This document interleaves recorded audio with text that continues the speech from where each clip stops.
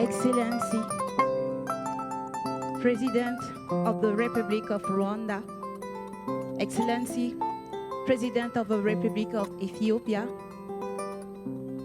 Excellency, President of the African Development Bank, Excellency, First Lady, Excellency, Representative of Government and States, distinguished guests, ladies and gentlemen, good morning, and thank you in advance for listening.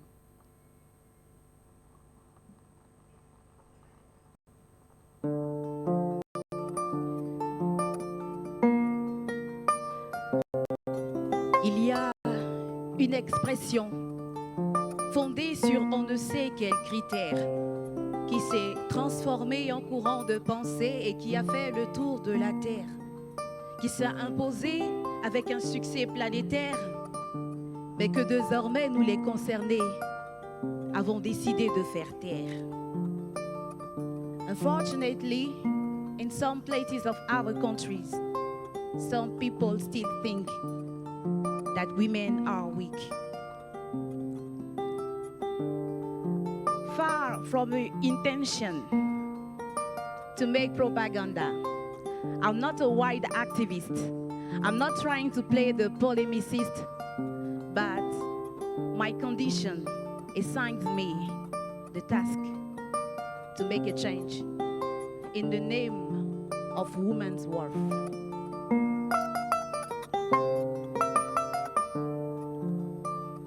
Ève a-t-elle été considérée parce que la plus sensible ou parce que l'égalité dans la différence semble pour certains encore inadmissible? On a pensé seulement qu'à la robustesse comme le seul unique critère de distinction entre force et faiblesse. But if Eve was weak because created from one of the ribs of Adam, nature itself would have never allowed men and women to live side by side. If Eve was weak, the Almighty will have never judged necessary to send her as a help. Eve is no longer waiting for Adam to come from harvest or hunting, because Eve have learned how to make nets and catfish.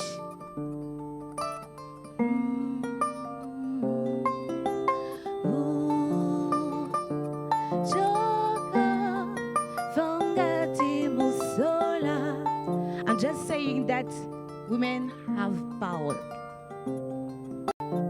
Ève a compris qu'elle pouvait être aussi être une source de pouvoir. Ève a compris qu'elle pouvait aider Adam à construire un toit. C'est pour ça qu'elle est devenue amazone, savante, professeure, chancelière, souveraine, députée, ministre, présidente, reine. Human beings are both weak and strong.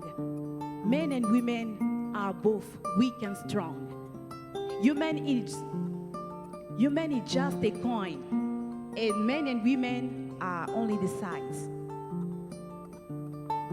the faces. So we don't need to fight against each other or to fight over who gets the first place, because this world just needs to be carried by the hand of Adam and the belly of Eve, because this world just to be carried by the hand of Adam and the shoulder of Eve. Excellencies, ladies and gentlemen, thank you for listening.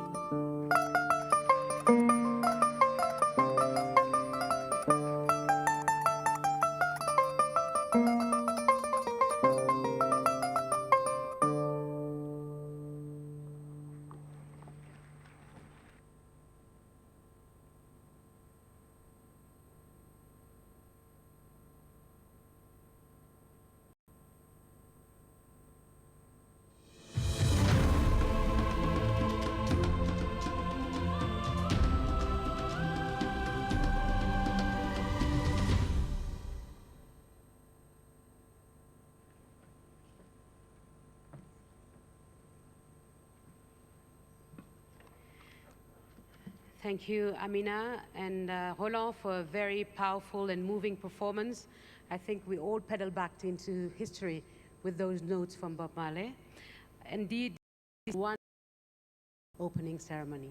I mean, a wonderful opening ceremony.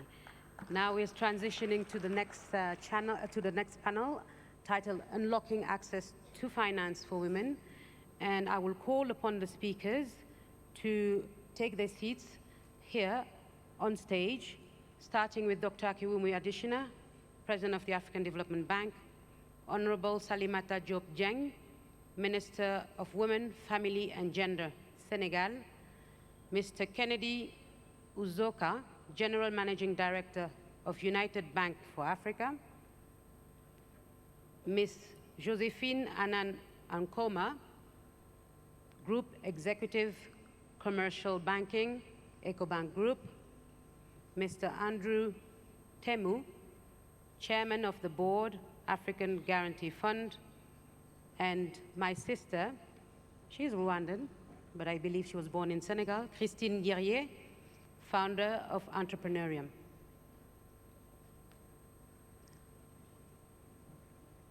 I will also call the moderator, Acha Leke, to join the panelists. And at this point, I will take leave. It's been an honor and a pleasure to serve as a moderator for this opening ceremony. Now over to you, Acha. Thank you and goodbye.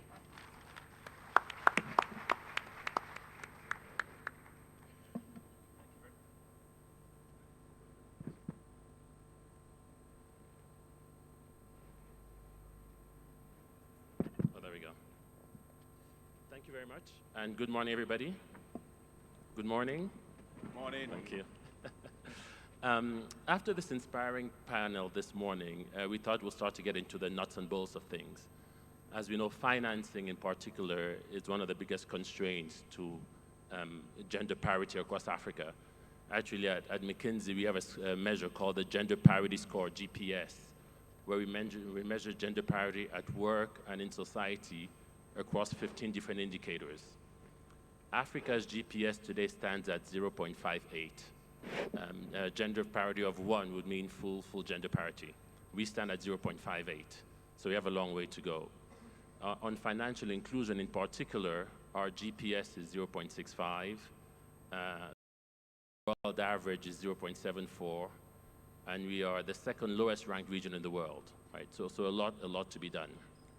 And so that brings us here today to chat with the panel about what are really concrete, specific solutions we can do to close that gap.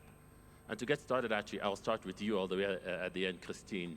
As a woman entrepreneur on the panel, would love to hear from you before we get into solutions, because we really want to focus this panel primarily on solutions. But before we get into that, it'll be good to understand some of the challenges. So what are some of the challenges you face as a woman entrepreneur, and some of the women you work with have faced in actually raising financing for their businesses? Thank you, Acha. Allow me to express myself in French. Je suis donc Christine Guerrier. Merci beaucoup pour l'opportunité que vous m'offrez de partager mon expérience. Bonjour, Monsieur le Président. Bonjour, Madame la Première Dame. Je suis très honorée de partager cette expérience ici. D'abord, la mienne, en tant que femme entrepreneur, elle commence en 1992. J'ai 18 ans à l'époque. Je suis à l'université depuis 1 an. Et j'ai une idée de projet parce qu'à l'époque, en Afrique, s'ouvrait le paysage audiovisuel. On se rappelle des années 90, on est à l'heure de l'analogique, on n'était pas encore au numérique, et on avait toutes ces chaînes de télévision étrangères qui venaient s'installer. Et je me disais que c'était intéressant de concevoir un magazine qui racontait un peu ces programmes, mais surtout l'histoire africaine. Et donc, je vais rencontrer différents banquiers, un premier, un deuxième, un troisième, et j'apprends tout d'un coup un nouveau vocabulaire, garantie, titre foncier. Et le dernier banquier me regarde gentiment et me dit « Vous avez 18 ans, j'ai envie de vous donner un conseil, vous êtes si jeune et si fille, trouvez-vous un gentil mari ?» Et là, je me dis donc qu'il y a peut-être une histoire qu'on devrait modifier. Et donc, je me rappelle d'être rentrée chez moi et j'ai une femme en face de moi à qui je raconte cette histoire. Cette femme, elle est veuve depuis quelques mois, elle a 6 enfants, elle est institutrice, elle gagne $400 par mois et elle me dit « Écoute, je vais me porter caution pour toi. Et elle m'accompagne à la banque. Elle signe les documents donc de garantie, parce qu'il fallait une garantie. Et là, je vois un formidable acte d'amour et une profession de foi. Et cette femme est ma mère. Elle a 80 ans aujourd'hui. Et j'ai monté Entrepreneurium as a legacy for what she did at that time. Because I'm here because a woman 27 years ago made a decision to support me. So along the journey, so I'm grateful. I am privileged to have advising African governments. Excusez-moi, je switch en anglais. Donc j'ai conseillé des gouvernements africains tout au long de ma carrière. Et je m'étais promis, si le moment se présentait, si j'avais les ressources pour le faire, à mon tour d'aider des femmes entrepreneurs. Donc j'ai monté Entrepreneurium il y a 5 ans. Et notre mission est d'aider donc ces femmes entrepreneurs à monter leurs entreprises, mais surtout à les aider à grandir. Donc aujourd'hui, après 5 ans, nous avons impacté 3000 femmes qui ont créé 12 000 emplois. Nous avons financé 52 projets. Et j'ai envie de dire que j'ai pu le faire parce qu'une femme un jour a pris une décision. Et donc, ce que je voudrais dire, c'est que ce que nous rencontrons avec ces femmes, c'est exactement l'expérience que j'ai vécue, l'accès au financement, mais surtout, ce qu'on entend, c'est que c'est moins les besoins qui existent de financement que l'assistance technique et tout le business supporte derrière. Donc, c'est ce qu'on essaie de faire dans la mission d'Entrepreneurium. Et est-ce que les choses ont changé sur ces 23 années, d'après votre Après expérience? 27 ans, ça n'a pas beaucoup changé. J'ai juste envie de dire qu'elles sont juste un peu plus chanceuses que j'ai pu l'être à l'époque, d'avoir extrêmement de possibilités disponibles sur le continent. Et je crois que la plateforme que la Banque africaine de développement offre aujourd'hui, c'est justement de leur faire comprendre, parce qu'elles sont là, ces femmes, ce qui est possible pour elles et ce qui est disponible. Mais ça n'a pas changé. Ça n'a pas changé. Wow. All right. So, Kennedy, you've heard from Christine. She says, over the last 27 years, not much has changed in terms of access to finance for women. As the head of one of the leading banks across Africa, would love to understand what UBA is doing to hopefully change that. Thank you very much, Excellencies, and all the distinguished members of this panel and the crowd. Thank you for the opportunity for us to be here. She's very right, and when I listened to Mr. Deshino, it was quite clear that we have a huge challenge. And let's look at it in a more broader scale. Access to finance is not just something that is a problem for women. It's a major problem for everybody, but it is worse for women because of man inhibitions, primordial issues that we've had, and so many things that we've done to disadvantage women. For instance, when you talk about commercial banking, in most jurisdictions, you are required to lend with collateral. We've heard here that women don't even have assets. So, right from the beginning, it is extremely difficult for a commercial bank to go into this area. But we believe that the environment is changing based on so many of the actions governments are taking. And we also believe in UBA that we have to go beyond the traditional banking model to be able to address this huge gap. Because if we do not address it, no one will address it for us.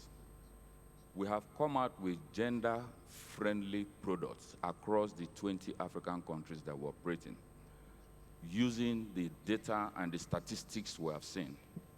And as the president of, I think, the president of Somalia said, don't wait until you have that perfect solution.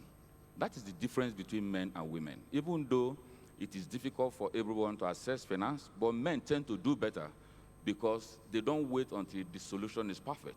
They go into it. And I like that advice because you really can never see the future with certainty.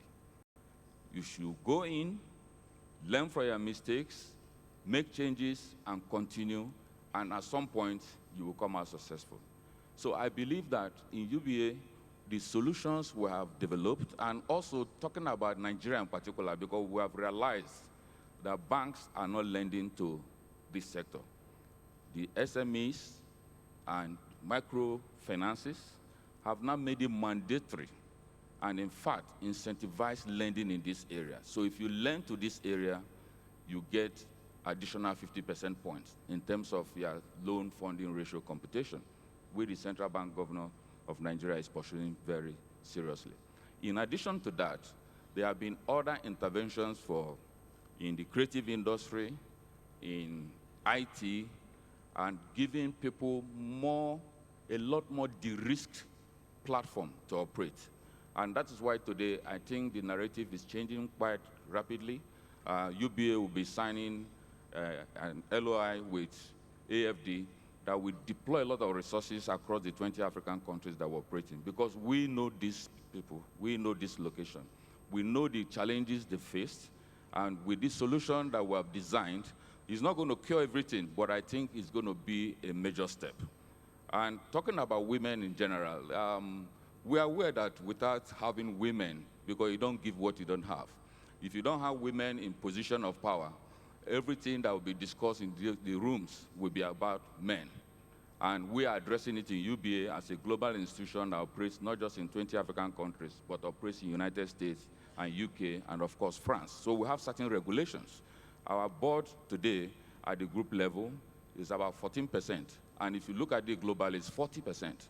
And our workforce, we have over 65% women.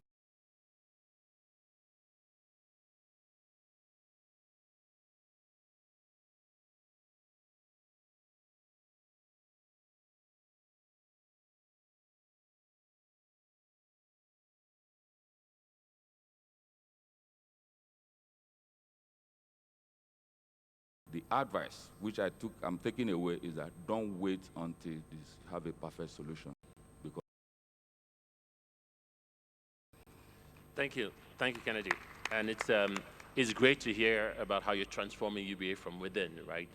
Some of the work we've done has shown that companies that have more women on boards and/or on the management team just perform better, right? That's been shown. In Africa, they perform up to 20% better. So we tell our clients, if you don't do it because it's the right thing to do, you should do it because it's the profitable thing to do, right? It looks like you guys are doing that. That's great. You talked about gender-friendly products. Can you talk about what is a gender-friendly product? Okay, for instance, thank you very much. If you go by, like I noted, by the normal policies, regulation in most geographies, you are required to provide an asset if you want to access banking fund. Do something different. Can we have a kind of crowdfunding? We heard that when women come together, they achieve better. And use some on-lending structures like what we're doing with ADB that will de-risk that sector so that the requirement in terms of the cost of risk will be bearable. But let me also say this, since you have raised it. Over 70% of women are not in the financial system. So when we talk about women not having access to finance, we tend to think that it's just for people in the urban centers. What happens to those outside? And we tend also to make this mistake that financial inclusion is just to have access to a phone and make a call. I view in UBA, that is nothing. When we talk about financial inclusion, we're talking about being able to save money and gain your own financial independence.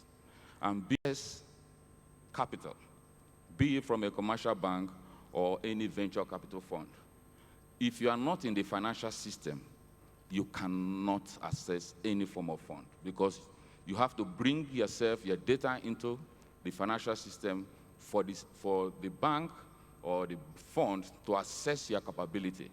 And one of the things we're doing, working very closely with our chairman, Mr. Tony Elumelu, the founder of Tony Elumelu Foundation, because we also have noticed that, yes, access to funds is important.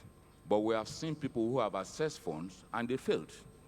So we have also prioritized mentorship, training, occasional interventions to make sure that people really understand what they're into. And that's a major reason why it is difficult to access funds at that level, because most of the ideas is in somebody's head, and we cannot see what is in your head except you demonstrate it. So, but with the likes of Tony Elumelu Foundation, they are able to create this awareness and develop people to be able to present bankable proposal. But I must also say that that would not deal with all the issues. What we're seeing today is largely from the standpoint of entrepreneurship, coming from philanthropy, it will not do everything that is expected. How do we take it beyond there? How do we create proper sovereign venture capitalist funds where people can come and experiment? In some parts of the world, it's encouraged. If you come with an idea and you fail, you don't go to jail as long as you did not steal. You are given the opportunity to try again. But across our continent, if you bring an idea and it fails, you are blacklisted. So there's no opportunity for you to come back. All the things you learned in that failure is lost. And others are discouraged from getting in. So since we have some presidents here, we would like that to be looked into so that we begin to encourage people to fail. There are some institutions that you can't do certain C-level projects if you have not failed. Yeah. Because failure is also a great experience. Thank you very much. Thank you. Absolutely. So it's not just financing. It's beyond it. Totally agree. Josephine, let's come to you. I mean, this is a $42 billion problem, right? As we've seen, as the AFDB has shown us. You know, we've heard what UBA is doing about it. As the most Pan-African of all African banks, right? You guys are present in 33 countries, I believe. Tell us a bit about what EcoBank is doing to help us address this problem. Thank you very much, and I'm happy to be here and to be part of this panel. At EcoBank, we are looking at supporting women internally and also at as we're looking at women from the customer perspective. I believe that before we have this African adage that says that before you go out to clean somebody's house, make sure that your own house is clean. And we are making sure that we are cleaning house internally at EcoBank. In line with that, we have signed up to the AU's gender parity principle of 50-50 and are working towards ensuring that we have 50% of our workforce as women. Currently, we are at 46%, and out of that, 30% of those women are in senior management positions. And I'm happy and humbled to say that I'm one of those success stories within EcoBank, having risen up from national service at EcoBank all the way to one of the highest positions in the bank of being a group executive running a business. So we are walking the talk, and we are promoting diversity and inclusion internally in EcoBank. When we look at access to finance for women, it brings to mind, for me, one of the critical things that makes it difficult for us as banks to bank women is because women are typically lack education and are unable to translate the beautiful ideas that we have onto paper to make those ideas bankable. And it brings to mind a story about my mother. She grew up as one of two siblings. She had a brother. And when it was time for them to go to secondary school, and unfortunately her mother had passed, and so it was her daddy, her single parent, taking care of the two. And he told them that he didn't have the opportunity and didn't have the wherewithal to take both of them to school, and so they had to make a choice. And obviously back then, the choice fell on her brother.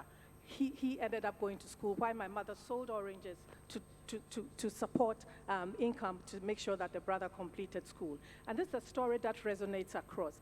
And continually, women have been discriminated against this way with access to education, with health, and that has impacted on the way we bank them. So if a woman comes to us, for example, as my colleague banker had said, the first thing we would ask for is for collateral. But we know that it is difficult for that woman to produce collateral. Why are we not thinking of solutions that lend to women against the cash flow that they are lending? And why do we not consider that the woman who is selling leather bags in the Alaba market in Nigeria, for example, does not have a constant daily sale? You know, today the sale is up depending on which time of the day it is and which month it is, maybe towards Christmas festivities, and sometimes it is low. So as banks, we need to innovate and lend to women against the cash flows that they bring in. And we must be prepared to structure their facilities such that it doesn't have a fixed tenor. Because if I'm able to pay to you a high repayment installment when my sale proceeds are high and give you low, it means that you cannot fix me within a tenor and say, repay this loan within 6 months. As banks, we should be able to think of new things where we're saying, okay, for this loan that I'm giving to this woman, it's for this amount, and you can repay it within a period of 6 to 9 months, and you can pay between 10 to 15 on a monthly basis based on what your income is. Another thing that women want is access and convenience. The woman who is sitting at the Kaneshie market, for example, selling tomatoes in Accra, she's a wife, she's a mother, she's a businesswoman, she's a grandmother, for example. She does not have the time to go to the bank. And my colleague here spoke about going to the bank at the first time and being bombarded with all of these paperwork, collateral, bring this, bring that. We put them off immediately. At EcoBank, what we have tried to do is to reach out to that segment using our digital platform. So today, in collaboration with MTN and Jomo, we have launched the EcoBank Express Loan. What that does is that, so far as you are a mobile phone user and you have a mobile wallet and you have been actively using this mobile wallet over a period of 3 months, you are pre-scored. If you need any amount between $5 and $200, you just dial your short code, go onto your mobile money wallet, and request for an EcoBank Express loan. And instantly, so far as you've been pre-scored, that amount is disbursed into your mobile wallet, and you are able to bingo, go ahead and use it. So we have cut out the going to the bank. At EcoBank, we are focused on moving banking away from brick and mortar into clicks. We believe that digital is the way to go. So this is one of the solutions that we have brought to bear. And we launched this project only this year in May in Ghana with seed capital of $25 million. And so far, we have disbursed $100 million, turning that loan around. And we have been able to hit the highest number of borrowers, close to 1 million. We are at 850,000 subscribers and counting. So it shows the power of collaboration, you know, and how we are able to use our digital platforms to reach out to serve the needs of women. I spoke earlier on about cash flow lending. Women can't come to us to borrow with collateral because the odds are against them. And I think we've spoken a lot about that this morning. What we have done using the EcoBank Merchant Cash Advance Account is that we give you a digital solution, which is called the EcoBank Pay. It's just a scan and pay. It's either you use that or use a point-of-sale terminal. And we say that when a customer comes to you to buy, instead of accepting cash, encourage that customer to use the digital platform to pay. We will look at the digital collections that you have done over a period of 3 months, and we will lend 50% of that amount to you collateral-free at a soft interest rate. You know, so these are some of the interventions that we are bringing to bear to ensure that we're able to address the needs of women where they are and where it matters most. And that is why we are very much excited about what we are going to do with AFAWA, you know, in terms of providing technical assistance, providing risk sharing to make sure that we're able to grow women businesses. Thank you very much. Thank you. Wow. A lot of innovation and leveraging technology, which we know is absolutely critical to closing the gap. What I actually liked as well from our 2 private sector leaders is the fact that they are tracking how women are doing within the organization. As President Kagame reminded us, we need to measure. And I love the fact that, you know, we know EcoBank talked about 46% of women at entry levels. We found in our research that women account for 47% of entry levels, 40% of middle management, 20% of senior management, and only 5% of CEOs. So there's a lot of leakage. So I'll just encourage you guys to also track the leakage across, figure out what programs you need to put in place to stem that leakage. Andrew, let's come to you when it comes to the African Guarantee Fund. I don't know if many people here know what the fund does, so it'll be good maybe for you to explain to us a bit what AGF stands for and what it does, and in particular, what role it's playing in helping close the gap, like we heard from UBA and from EcoBank. Thank you very much. And Your Excellencies, all distinguished participants to the summit, I'm also very pleased to be here. I'm also very pleased to represent AGF, who's working very close with the Africa Development Bank. I think even the person who decided to organize how we should sit in front here places me exactly where I'm supposed to be, between the strugglers of accessing finance and those who are providing. Africa Guarantee Fund is a Pan-Africa financial institution, actually. It is structured and modeled in a way that on the basis of the fact that financial institutions are having challenges to extending loans and other financial products to the SMEs in the continent. But in being positioned there, we did not think about only solving the problems of the financial institutions.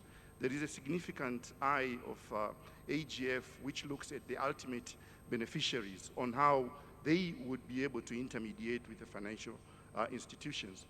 We have a blend of products, and I wish to explain them a little bit such that they can also explain how they fit in with how we are going to team up to make sure that FAWA is a success. The bulk of the products are guarantee funds, and we have 3 of them.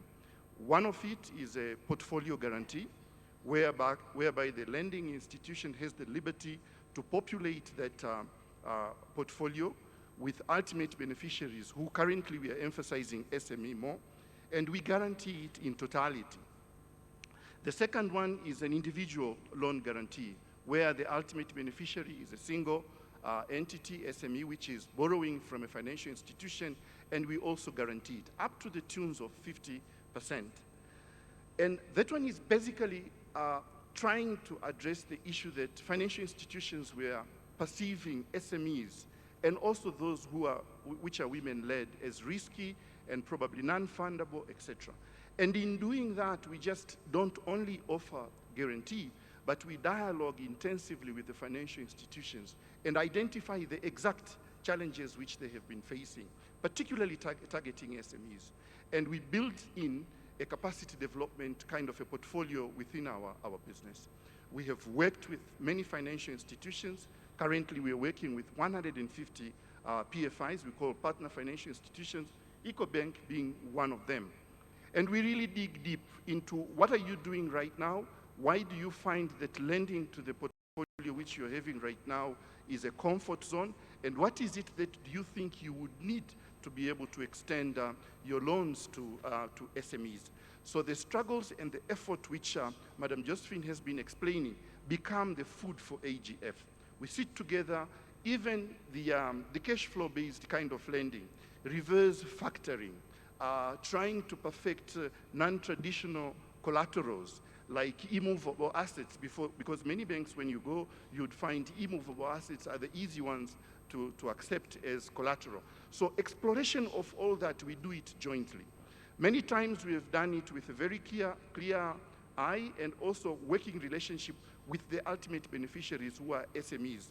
We don't want to be fixing something on the part of the partner financial institution while really we are not addressing a particular need which is very clearly understood on the SME. But we have gone even beyond that one in the financial product. We also provide bank fundraising guarantee. And this, we guarantee bonds issued by banks in order for them to raise finances. At the beginning, we realized you could push financial institutions to include small, micro, and even women. We also have the youth buzzword within our mission. But it was not only the fact that they have perceived risk. Sometimes it's an issue of liquidity. So there are times when financial institutions also need to raise funds, and we guarantee those bonds which they issue. And it could be a bond, but also normal borrowing from even international banks so that they could enhance their liquidity. Lastly, I should say, in doing that and through really learning while you're doing, we have realized that you could have capital, you could have resources, etc. But there is an issue of the business enabling environment within the countries which we're working with. So AGF has been at the forefront to dialogue with governments, pursue advocacy of policies which would create a better working environment with for the financial institutions, but at times with also the SMEs. There are quite a number of them. And I tend to feel amongst messages which I would like to put across today is this element that it requires more than 2 to tango. It seems as if it is about 3 or 4. And one of the success factors of AGF today is the ability to operate in African countries and the willingness of the governments of African countries to listen, learn, understand, and walk the talk together. We are based in Nairobi, Kenya, and the government of Kenya has been very, very helpful. We are trying to put a footprint in Africa, in Lome, Togo, We have accessed really the goodwill of the government. We have accessed a piece of land and even encouragement to put up our structure there. Last week, I was in the Southern Africa, and we are also looking for where to place our offices there so that we are closer to those financial institutions. We have operated for 7 years. We have been able to extend guarantees for particular lending to SMEs of the scale of $1 billion US. This has translated to $2 billion of loans from financial institutions to SME. We have on record that we have supported to the tune of 20,000 SMEs and created to the tune of above 120,000 jobs. So the tool, the innovation which we have put in place is working, and we really need to continue working very hard.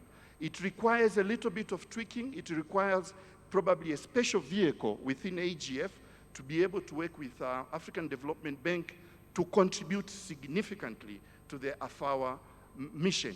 Right now, our portfolio has to the tune of about 30% ultimate SMEs who are women, and we can easily grow through collaboration. Probably this should be my introductory note of what Africa Guarantee does and where we could go together. Thank you. Thank you. Again, very inspiring when I hear what the banks, what AGF is doing. I get hugely inspired. Then I contrast it to Christine's point where she said in 27 years, not much has changed. So I'm trying to figure out, what are we missing here? Christine, any thoughts? Je suis très heureuse de ce que je viens d'entendre de monsieur de l'AGF. En réalité, les femmes que nous soutenons, nous venons de terminer un programme qui a soutenu 500 femmes à travers l'Afrique dans 13 pays. Et le problème qui se pose aujourd'hui, c'est le problème de la garantie. C'est un programme qui avait 3 composantes, une composante formation, une composante assistance technique et une composante accès au financement. Et les banques vers lesquelles nous sommes allés sur les différents pays nous ont dit très clairement les projets sont fantastiques, simplement ils ne sont pas suffisamment garantis, donc nous ne pouvons pas les financer. Donc je suis très heureuse d'entendre que visiblement sous peu, nous aurons la possibilité pour toutes ces femmes, dont certaines sont ici, on a 50 femmes qui ont participé à ce programme qui sont ici aujourd'hui, qu'elles puissent enfin avoir accès au financement via une garantie qui a été mise en place par la Banque africaine de développement. Mais ceci pour dire qu'il y a 27 ans, et encore très récemment, c'est encore le cas. On va y arriver. Madame la ministre, tournons-nous vers le Sénégal. D'après nos analyses, l'indice de parité GPS du Sénégal est d'environ 0,54. Côté inclusion financière, il est de 0,61. Donc j'aimerais un peu comprendre quel genre de politique, de programme est-ce que vous avez mis en place au Sénégal pour améliorer ou accélérer l'accès au financement pour les femmes. Je vous remercie. Permettez-moi tout d'abord d'amener le message de son Excellence le Président Macky Sall qui nous demande de transmettre son message de félicitations et de remerciements à son frère et ami, Monsieur le Président de la République du Rwanda, Excellence Madame la Présidente de la Commission, Monsieur le Président de la Commission africaine, Excellence Madame la Présidente de l'Éthiopie, chère Première Dame. C'est un honneur pour nous et un grand plaisir de participer à ce panel qui est si important pour nos pays. Et je pense que si nous devons faire le bilan des avancées sur l'agenda de la femme dans nos pays, nous sommes satisfaits sur plusieurs points. Nous sommes satisfaits sur le positionnement des femmes par rapport à leur accès aux opportunités qui sont offertes pour se positionner dans les institutions, dans le milieu politique. Comme vous le savez, ici au Rwanda, beaucoup de femmes, 90% de femmes, pourcentage de femmes qui sont à l'Assemblée. Au Sénégal, nous avons la parité dans l'Assemblée nationale, dans toutes les institutions. Mais le défi majeur qui reste, c'est le financement des femmes. Le financement des femmes, je pense que c'est un des leviers essentiels sur lequel nous devons appuyer pour dire que les femmes sont autonomes en Afrique. Et sur ce point, au Sénégal, nous avons plusieurs projets et programmes qui vont vers l'autonomisation économique de la femme. Mais il reste beaucoup de choses à faire et beaucoup de défis à relever, surtout pour les femmes qui sont à la base. Parce que quand vous voyez, pour créer des championnes sur l'entrepreneuriat des femmes, Nous avons des femmes qui bénéficient des financements, mais ce sont des femmes leaders qui ont la chance d'aller à l'école, qui ont eu la chance de pouvoir suivre des formations pour aller vers cet entrepreneuriat. Mais la plupart des femmes, je dirais même 80% des femmes qui sont dans nos pays, ce sont des femmes qui sont analphabètes, qui n'ont pas eu la chance d'aller à l'école, mais qui ont besoin d'être soutenues financièrement pour pouvoir aller de l'avant vers les activités génératrices de revenus et créer des petites et moyennes entreprises. Et cela, je pense que c'est essentiel pour nos pays. Donc là, je suis vraiment rassurée et c'est un grand honneur pour moi de entendre les banquiers, surtout par rapport au projet de la banque EcoBank qui a des initiatives dans ce domaine, parce qu'il est important que les banques puissent soutenir ces idées, ces initiatives qui proviennent des femmes. Et ces initiatives sont des petites initiatives à la base, d'abord pour le périmètre maraîcher, pour la transformation des produits agricoles, des produits halieutiques, mais aussi, il y a aussi des femmes qui ont aussi beaucoup d'initiatives, les start-up dans le domaine de l'innovation, mais qui manquent de ressources. Et je pense que les banques, pour trouver des financements, ce n'est pas facile. Ce n'est pas facile parce que d'abord, on l'a dit tout à l'heure, il manque d'abord la garantie, il manque toute la procédure qu'il faut mettre en place pour pouvoir accéder à ces financements est très, très compliquée. Et vraiment, je me réjouis d'entendre les banquiers dire qu'on va aller vers ces guichets spécifiques qui vont permettre aux femmes de pouvoir accéder à ces financements. Ces financements sont vraiment des financements qui ne demandent pas beaucoup de ressources, mais c'est juste pour permettre aux femmes de pouvoir développer des petites initiatives localement, à la base, pour pouvoir y travailler, créer des ressources et même créer des emplois dans la localité où elles vivent. Donc je pense que les États sont en train de faire beaucoup d'avancées sur ces domaines. Au Sénégal, nous avons le Fonds national de crédit qui est disponible pour les femmes. Nous avons le Fonds de l'entrepreneuriat des femmes. Nous avons la DER aussi qui vient pour compléter sous cette panoplie de financement, la DER qui est destinée aux jeunes, aux femmes aussi qui ont des initiatives. Mais cela n'est pas suffisant. Nous avons besoin d'être accompagnés par le secteur privé, par les banques, pour que vraiment ces initiatives puissent être prises en charge. Et je pense que cela est important pour que les femmes soient positionnées dans le tissu économique de notre pays, puisqu'elles représentent plus de la moitié de la population. Je vous remercie. Merci, Excellence. Vous avez bien parlé du rôle du secteur privé. J'aimerais aussi un peu comprendre, d'après vous, quel est le rôle du secteur public à travers nos pays en Afrique pour collaborer avec le secteur privé pour faire avancer les financements pour les femmes? Oui, le secteur public, nous devons... D'abord, il y a un plaidoyer à faire au niveau du secteur privé. Parce que hier, j'étais à l'Assemblée nationale, quelqu'un disait que la responsabilité sociétale d'entreprise, c'est vrai, elle existe, mais elle n'est pas destinée totalement aux femmes qui sont à la base. Parce que si dans une localité où il y a une usine qui est là tout près, qui a une responsabilité de pouvoir faire du social, pour aller vers la mise en place des périmètres maraîchers, tout cet argent, toutes ces ressources qui proviennent de cette responsabilité ne va pas directement aux femmes, mais c'est dans d'autres domaines que les sociétés investissent faire du social. Le social, ce n'est pas seulement le social pour donner à quelqu'un de l'argent, mais je pense qu'il faudrait qu'on essaie de réorienter en fait cette responsabilité d'entreprise vers les femmes qui veulent entreprendre, qui ont des initiatives et qui veulent travailler et générer des ressources, générer des emplois. Nous ne vont jamais vers cette volonté de promouvoir la femme si la femme n'a pas une puissance économique qui lui permet de prendre en charge sa famille et ses enfants. Je pense que c'est très important. Je vous remercie. Merci, Madame la Ministre. President, let's come to you. First, congratulations on AFAWA. I guess we can clap for President and the bank. I think hugely transformational for the continent. But as I was reflecting and talking to some friends, I said, in Africa, we're used to hearing these big announcements, these big pronouncements, but it doesn't always translate into action, right? So my question to you be, how do we make sure that AFAWA actually translates into action and that we see that the impact it would have with women across Africa? Well, thanks very much, Acha. You know me very well, that I don't have a lot of time to waste. As President Kagame said, just do it. It's just a question of doing it. let me start from this whole question of, before I come to the issue of the amount, of why banks are not lending to women. First and foremost, let's take a look at the history of repayments by women and men on bank loans. When Wall Street fell apart, the global financial crisis, it was not created by women, it was created by men. When you take a look at microfinance institutions, commercial bank financing, 90% or more of women pay back on their loans. And so if you're a banker and you're looking at, I want to lend, you're looking at either your single obligor risk, and you take a look at all the sample of the women that you are borrowing, you find that they pay back.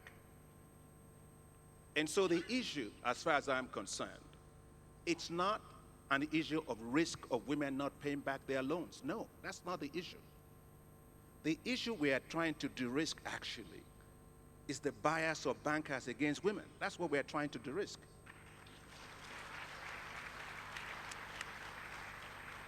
Take, for example, the thing that's called tontines. Bon, vous avez les choses tontines chez vous. Ce sont les choses dans lesquelles les femmes, ils sont ensemble, ils mettent l'argent ensemble, ils font des choses en crédit, des trucs comme ça là, et ça marche. Ils remboursent ça 100%, sans aucun problème. Mais pourquoi pas on ne peut pas avoir une notation des institutions traditionnelles africaines qui n'ont pas conventionnelles, de donner la notation pour dire voilà, vous avez payé le crédit l'année passée, avant ça, avant 10 ans, vous avez tout payé. So you rate them. You give them a rating because they pay back their loans. And therefore, you can therefore go to banks, and I think I exactly agree with what Josephine was saying, you know, non-collateralized based lending, which is based on social capital and repayment history. We don't have that in conventional banking. We just have a very rigid way of doing things. So in my way, I think we need to go back and look at many of the women's groups that have received loans over the time they've paid back, and we give them, take them from informality to formality. You rate them, you rank them, it's visible for banks to see. So that's on that side. Now, let's pick the other issue of what a risk facility will do. Archer and I, when I was vice president at AGRA, I was totally disturbed by the fact that banks, you were given all this your rates. The banks were not lending to agriculture. And I used to ask the question, why? They would tell me, risk. I said, but forget risk. The question is never risk. The question is how you manage your risk, manage, lower your risk, and increase your upside returns.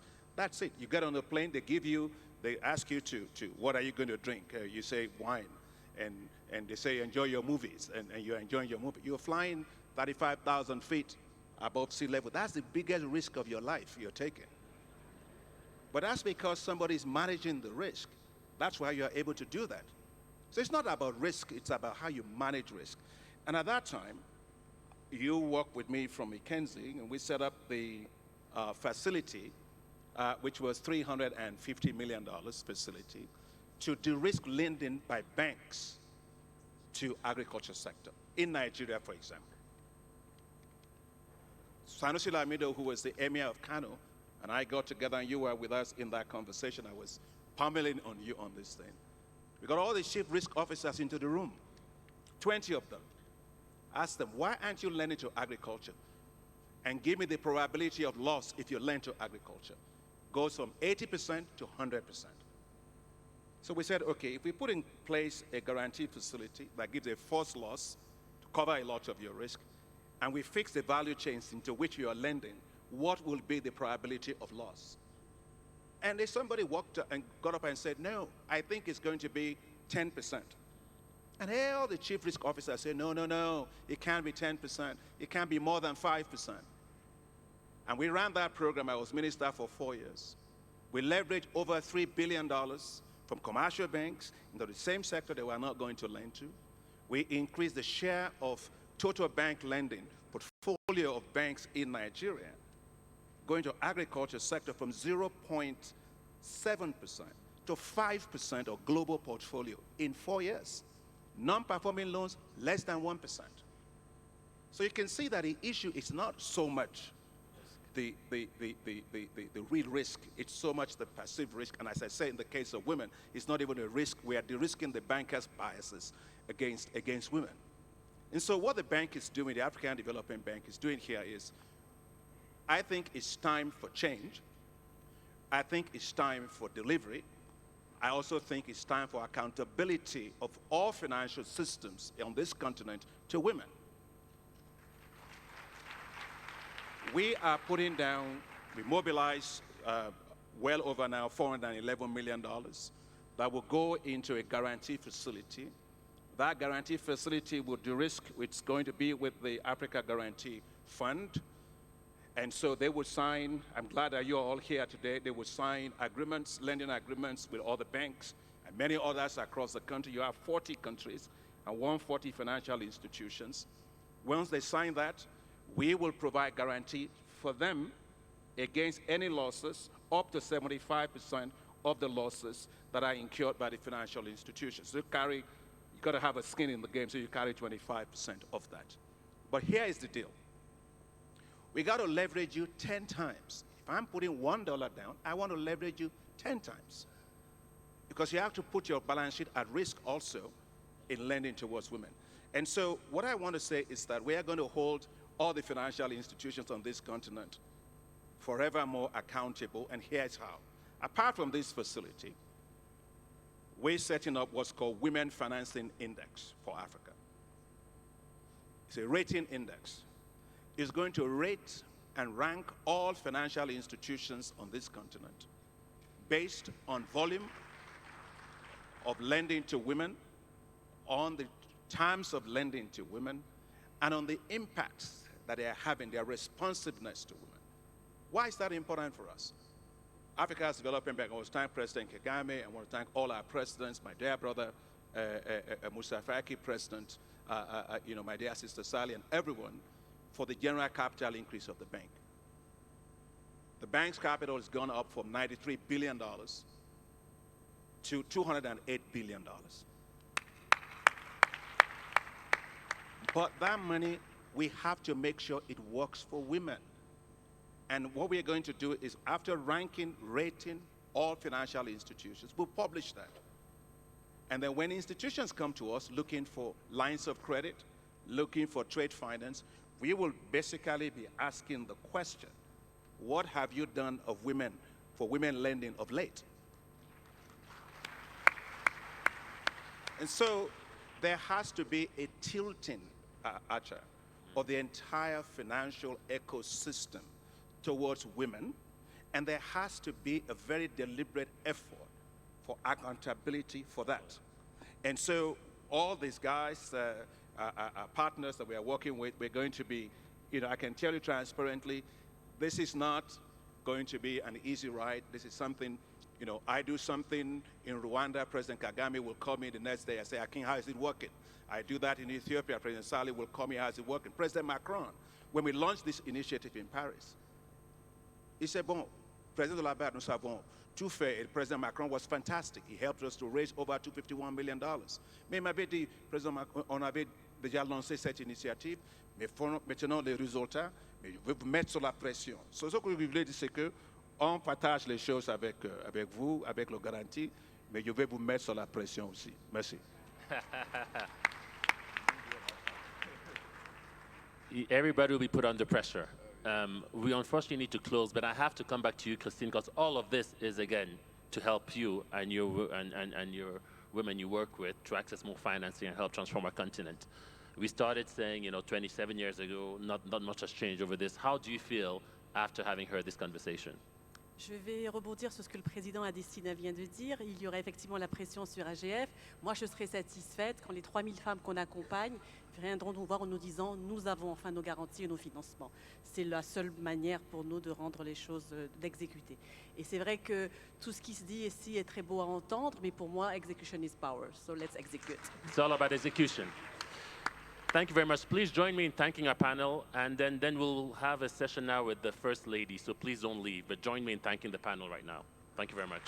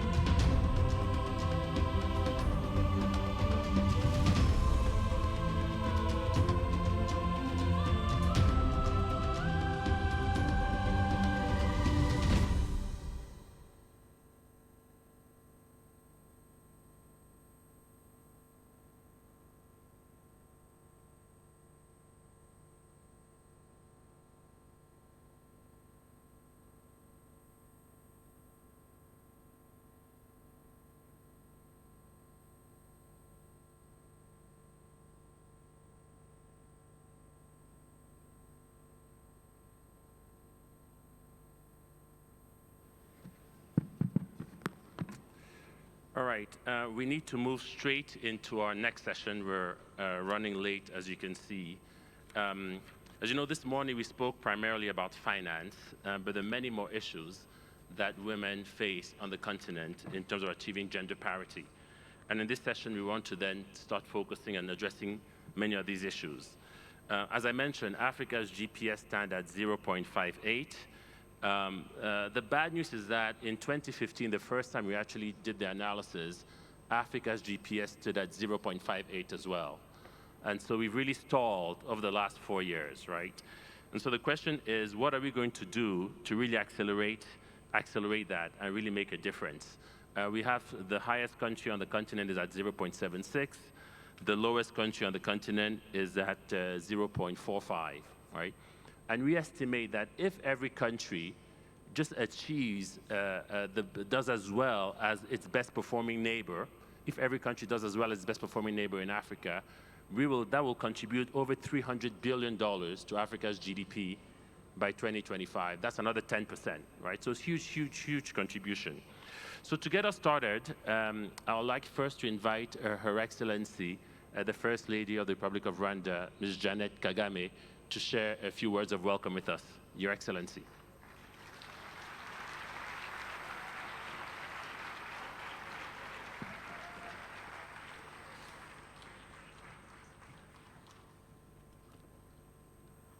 Thank you, Acha.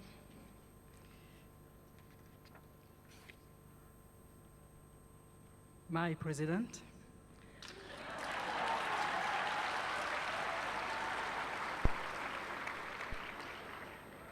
Excellency, the President of the Federal Democratic Republic of Ethiopia, my dear sister, Excellency Margaret Kenyatta, the First Lady of the Republic of Kenya, Excellency Musa Faki Mahamat, the Chairperson of the African Union Commission. I think the President of the FDB is out. So honorable, the panelists aren't there yet, distinguished guests and partners, Mesdames et Messieurs, good afternoon. As I begin, allow me to commend the African Development Bank and the government of Rwanda for their efforts and commitment to unpacking constraint to gender equality as a fail-proof strategy to achieve sustainable economic growth and true financial inclusion for a holistic social transformation. Growing up, I thought and actually believe that what a man can do, a woman can do.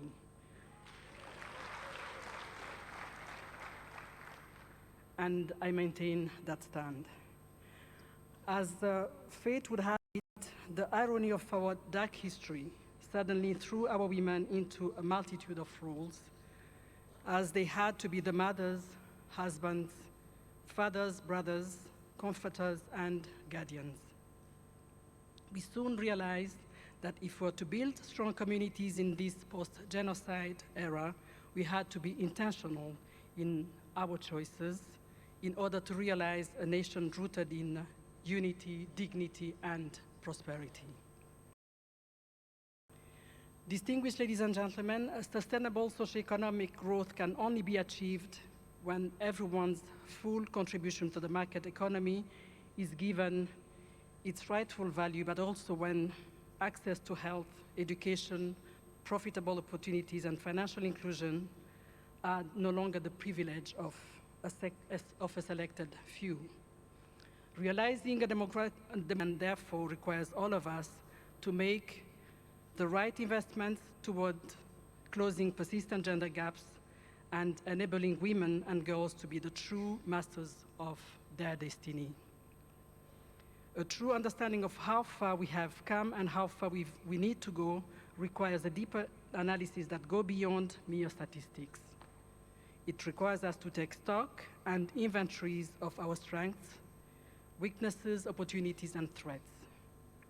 And to achieve this vision of the Rwanda we want, we needed to place one of our strengths, characterized by the resilience of our Rwandan women and girls at the forefront of our transformation. And through inclusive policies, legal and strategic frameworks, we set a strong stage for gender equality, offering women and girls opportunities to maximize their rights and contribute the country's development alongside their male counterparts. Today, the number of women participating in political decisions making are 61%, employed in key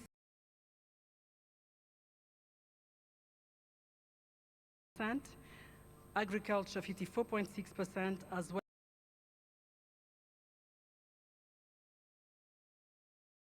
and tertiary 52.7%, education among others. This speaks volume of our determination to achieve our social and economic transformation goals. However, despite these efforts, weaknesses and threats portend, which hinder the process to closing gender gaps and therefore reaping the desired demographic gender dividend. Some of these inhibitors, outdated traditions and beliefs common in most of our countries continue to limit women and girls' perception of themselves as change makers and leaders in their fields and community. 2, the slow pace with which we teach men and boys to be reliable partners and holding them accountable. I like what the president of AFDB said, even the financial institutions are going to be accountable for their responsibility in ensuring gender equality, perpetuate unfair conditions for women and girls in society. My dear sister, distingués invités, un changement de mindset est donc essentiel pour combler les écarts existants et tout particulièrement pour mettre un terme au cercle vicieux de la pauvreté. Nous pouvons y arriver grâce à des politiques appropriées, comprenant des mécanismes d'accès aux services financiers pour les femmes. Si nous espérons avoir un retour sur investissement dans les femmes et les filles, nous devons promouvoir leur confiance en elles-mêmes et leur indépendance, mais aussi veiller à ce que plus jamais elles ne soient confrontées à des obstacles dans leur quête de leadership.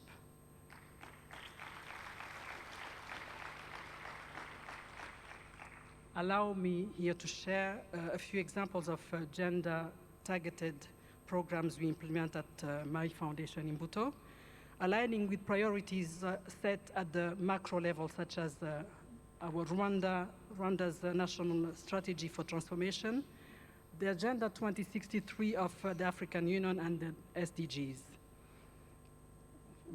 Through our promotion of girls' education program, we award best performing girls across the country to promote outstanding academic performance among girls, while encouraging the community at large to invest and take pride in their education. Through the Celebrating Young Rwandan Achievers Awards, we recognize young Rwandans, including young women, who are leading and transforming their sectors and communities. And last but not least, through our mentorship program, we instill in young women and girls the need to live purposeful lives, and through their mentors, encourage them to think beyond the limits set by society, tradition, and religion to reach for their highest goals. Ladies and gentlemen, as I conclude, let us ensure that women on the continent are afforded the necessary tools and opportunities to dismantle the barriers standing in their way towards a more impactful life. It calls for each of us to play our role. To women and girls, we must organize and be each other's keeper. For the youth, you must be proactive in taking your lives in your own hands and calling out inequality wherever it is perceived. You have what it takes to thrive in this fast-changing world. And to partners and stakeholders, we must be innovative and relentless in our commitment to invest and level the field for all, especially women and girls.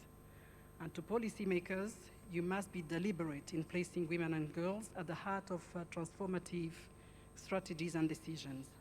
Once again, thank you for the government of Rwanda and African Development Bank for offering this multi-stakeholder platform to share best practices on gender equality progress.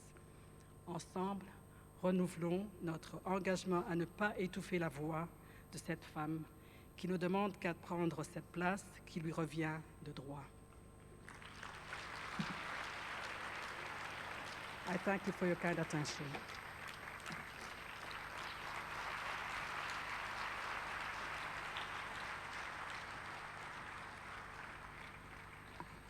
Thank you, Your Excellency. And now we understand why Rwanda scores 0.69 on our GPS score. So congratulations. At this point in time, let me also invite Her Excellency Margaret Kenyatta, the First Lady of the Republic of Kenya, for opening remarks. Your Excellency.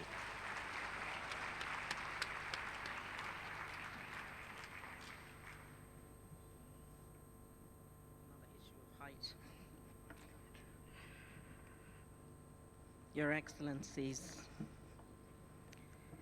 my sister, distinguished guests, ladies and gentlemen. First, let me begin by thanking our gracious hosts, His Excellency President Paul Kagame and Madame Jeannette Kagame, for the very warm welcome and hospitality extended to me and my delegation. It's a great pleasure to be visiting Rwanda once again, to be part of this very important 2019 Global Gender Summit.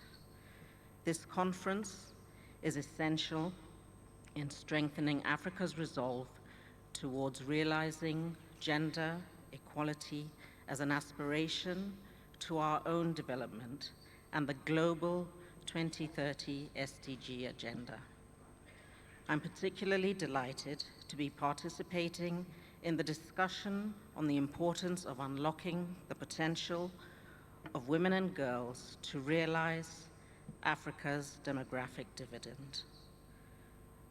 This is the spirit of Africa's vision towards accelerating its path to sustainable socio-economic development.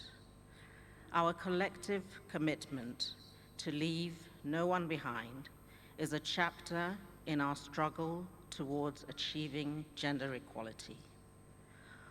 Although this agenda expresses a conviction that women and girls should benefit equally from opportunities alongside men and boys, our efforts are slowed down and even jeopardized by cultural constraints and common challenges across the continent.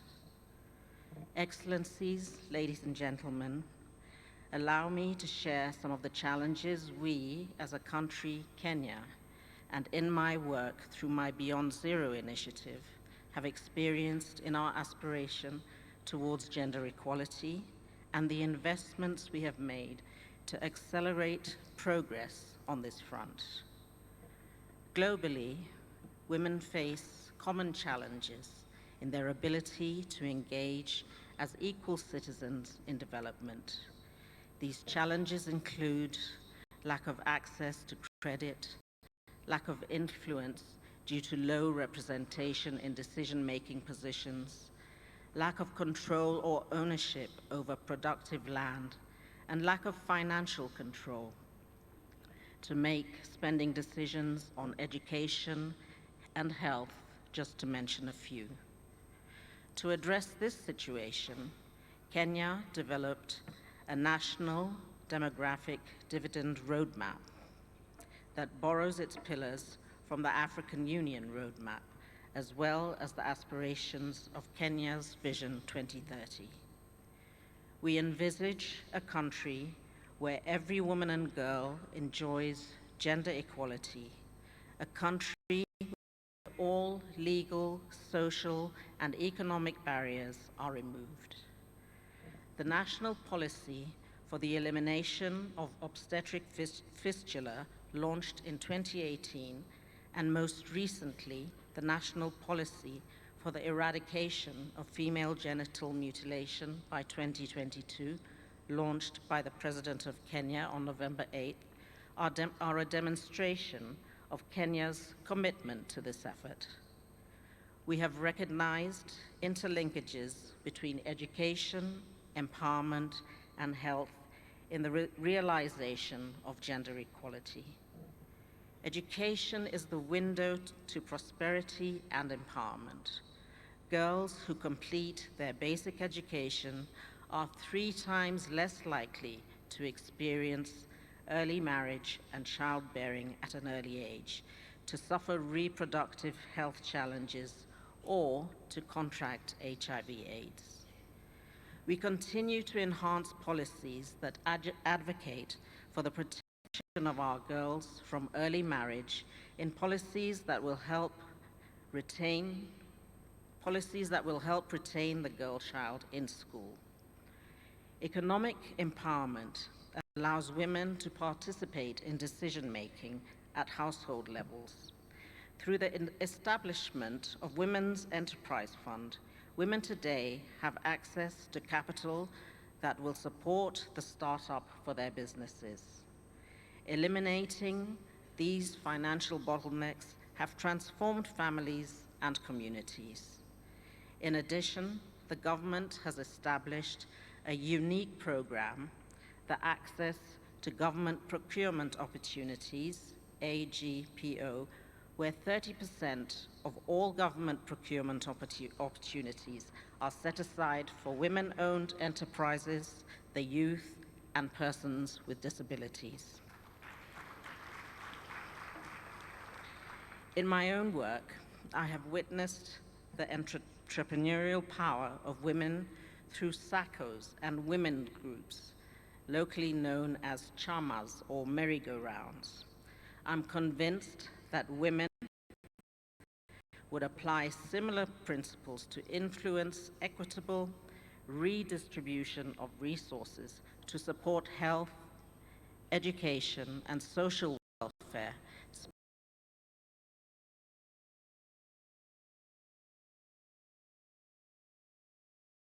seen that access to basic health care, good nutrition, and wellness is critical to transforming the lives of our country's citizens.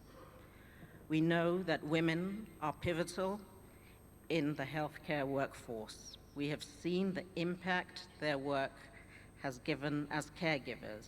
I have also seen how trained community health workers have played a critical role in filling the gap to alleviate. However, more attention is required to eliminate institutional barriers faced by female health workers. We must no longer accept less or no pay or occupy lower positions of the medical staff cadre. We must encourage and support incentives that attract more women into specialized healthcare positions. Excellencies, ladies and gentlemen, I have committed to support initiatives that are critical in accelerating demographic change, central to removing structural barriers to ensure that the rights of women and girls are protected. At the ICPD 25 summit held in Nairobi a few weeks ago, I declared my commitment to championing the eradication of FGM by 2022, and today I reaffirm this commitment. It is my hope that we will achieve gender equality in our lifetime, and that we will realize the demographic dividend for the future of all our children. I thank you.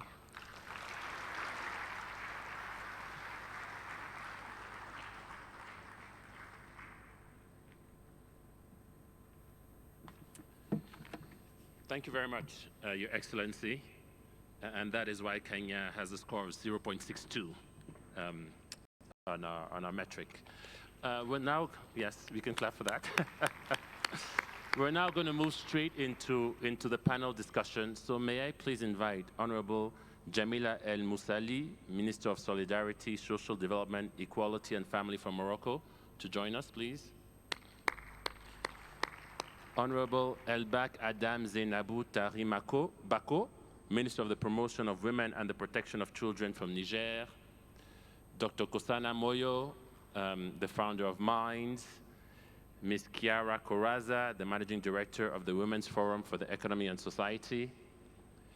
And Ms. Ifeinwa Ugochukwu, CEO of the Tony Elumelu Foundation, to join us.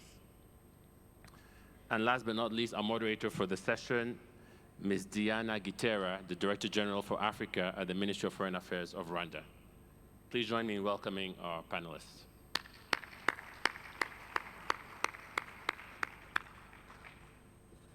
And as I hand over to Diana, I'll just encourage you, if you want to know where your country stands on our index, we're doing our launch tomorrow morning for breakfast. It should be in your calendar, so please show up for it, and we can discuss not just where the country stands, but more importantly, what needs to be done to achieve gender parity on the continent. Thank you very much.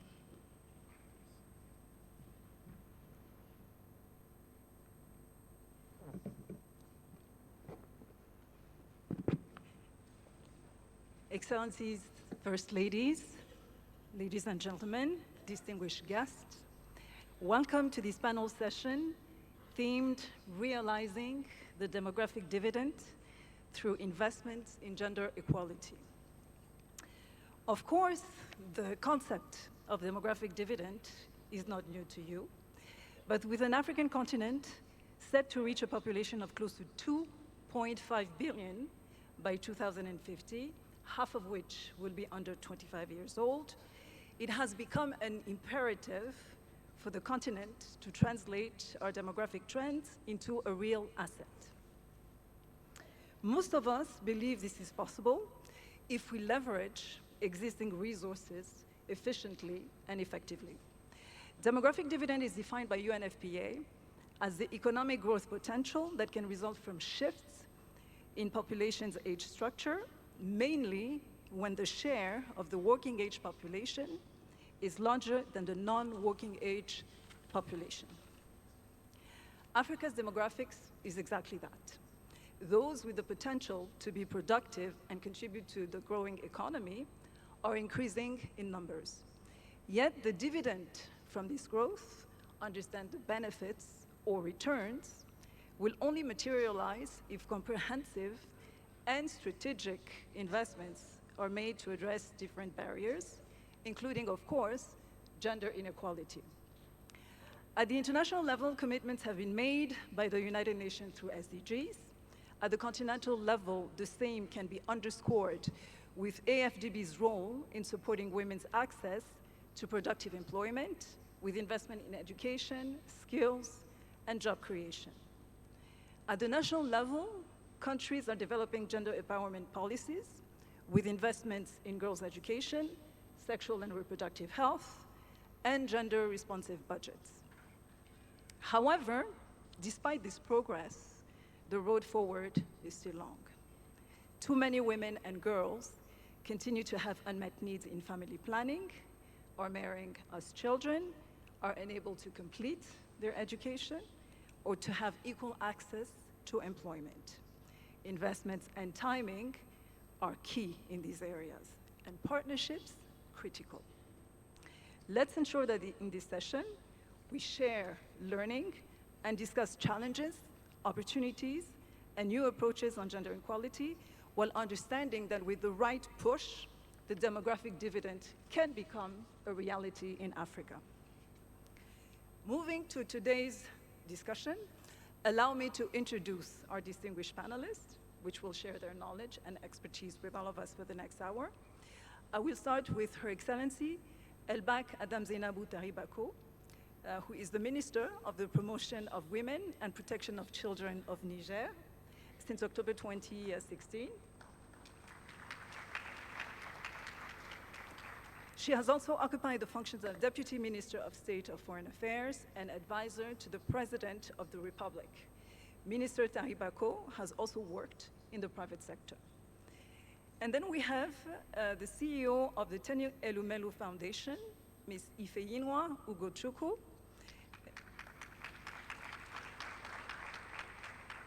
She has been CEO since April 2010, but she is also the former Director of Partnerships and Evaluations at the Foundation and has over 2 decades of corporate experience.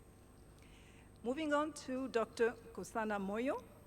He is the founder and executive chairman of the Mandela Institute for Development Studies, MINDS, a forum for dialogue, information, and research on Africa. He is also a former Minister of Industry and International Trade of Zimbabwe, and Vice President and Chief Operating Officer of the African Development Bank. Next, we have Her Excellency Jamila El Moussali, who is the Minister of Solidarity, Women, Family, and Social Development of Morocco. She has occupied many governmental positions, including as Minister of State to the Minister of Tourism, Air, Transport, Crafts, and Social Economy, Minister Delegate to the Minister of Higher Education, and Minister of Higher Education. She's the President of the Women's Organization of the Justice and Development Party. And last, but certainly not least, we have Ms. Chiara Corazza, who is the Managing Director of the Women's Forum for the Economy and Society, which is a leading platform to build bridges between generations, countries, and cultures.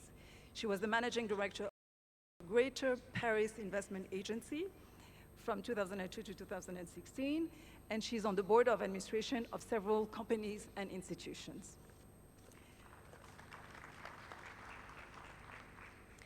And now, moving on to the discussion that we will have today.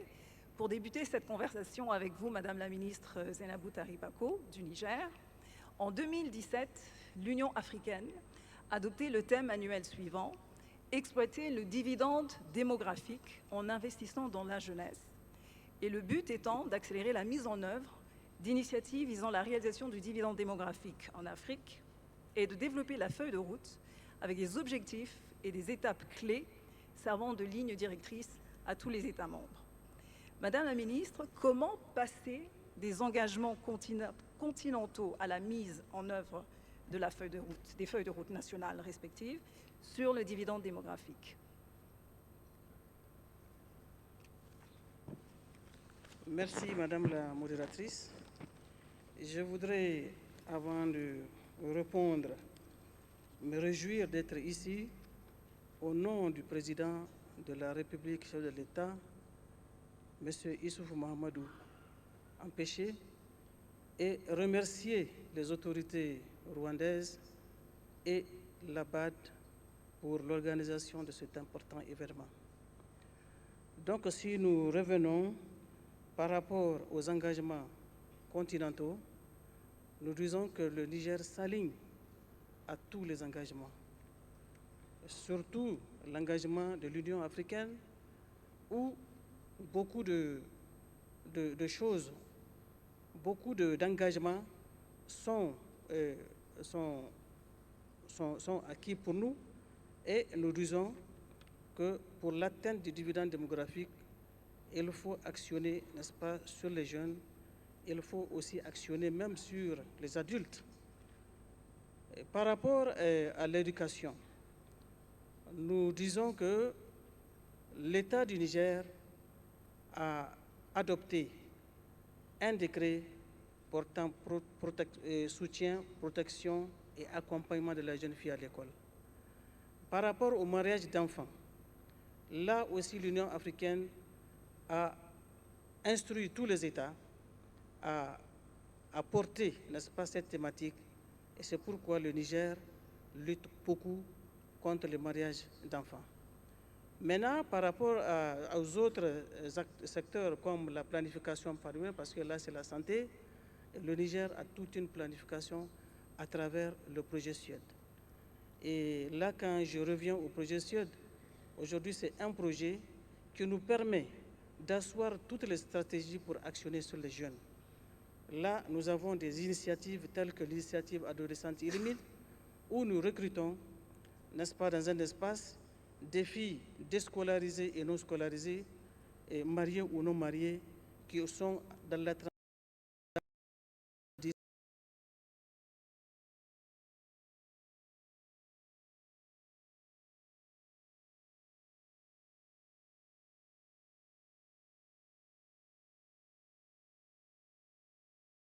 Que je peux dire par rapport à ça, et par rapport à l'éducation, c'est tout un chantier. Ce décret est en train d'être vulgarisé, mais je pense que ce que nous pouvons souhaiter, c'est la mise à l'échelle, sinon c'est de supporter ces genres de programmes pour l'atteinte du dividende démographique. Parce que pour atteindre le dividende démographique, il faut actionner à la base, il faut actionner sur la jeunesse. Je vous remercie. Merci, Madame la Ministre. So, Dr. Moyo, building on what the Minister has of what Niger is doing regarding young girls and women, if we move to a continental perspective, from a country perspective to a continental one, it is widely accepted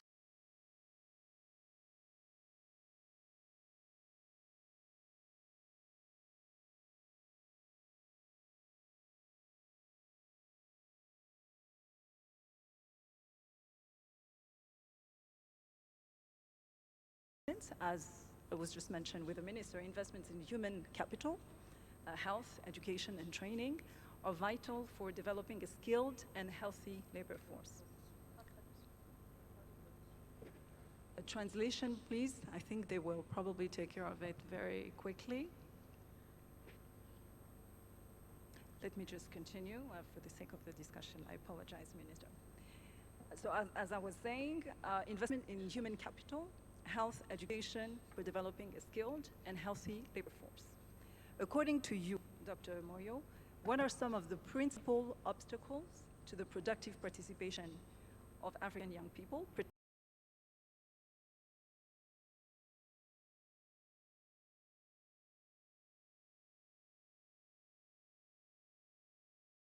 Thank you very much. You will have to excuse me. I'm going to take a rather unusual and maybe unconventional approach. I want to address the ladies that are here in particular. And my starting point is that we listened all morning. All the obstacles that are there are known. They are known. I mean, they've been known for a long time. But what is also fascinating is that answers are also known. We know what we need to do. And so the question we should be asking ourselves, I think, is why is the obvious not happening? And we're not asking this question. Why is the obvious not happening? If you look at it from a moral point of view, from a rights point of view, from a human resources point of view, what we need to do is clear.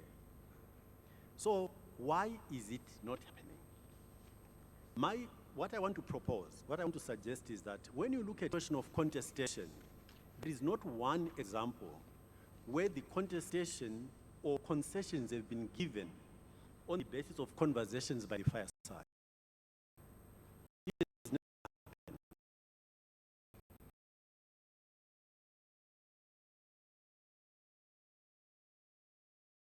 And get it done. The evidence keeps telling us that it's not going to happen. So why do we keep trying to do the same thing when the evidence is telling us we are not likely to succeed? That's the question.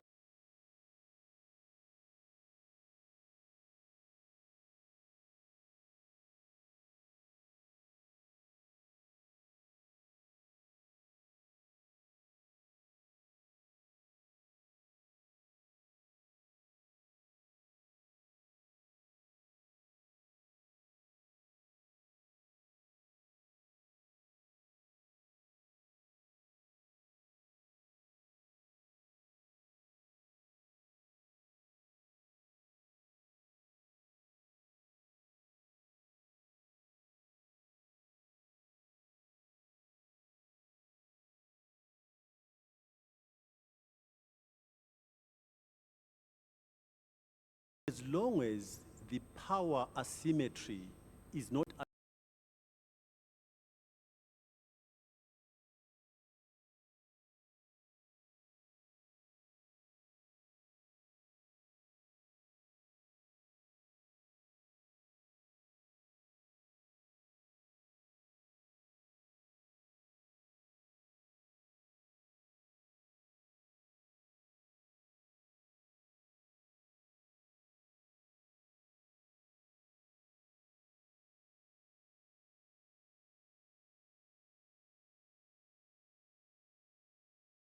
seriously and listens to what you have to say.